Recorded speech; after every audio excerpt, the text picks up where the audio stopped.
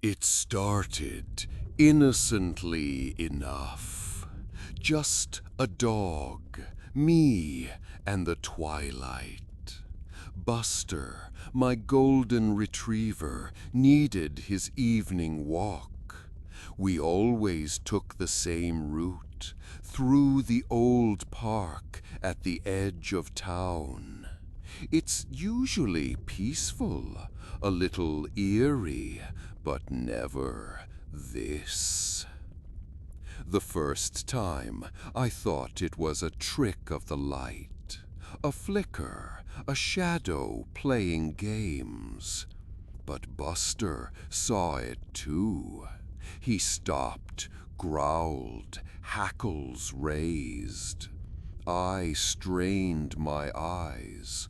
A woman standing by the old oak, translucent, almost fading. I blinked. She was gone.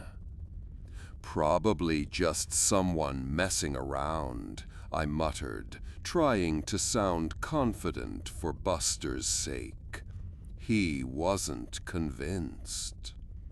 The next night, she was there again, closer this time. I could almost see her face, sad, lost. Buster was practically pulling me home. "Come on, boy, what's gotten into you?" I asked, a nervous laugh escaping my lips. Last night was different.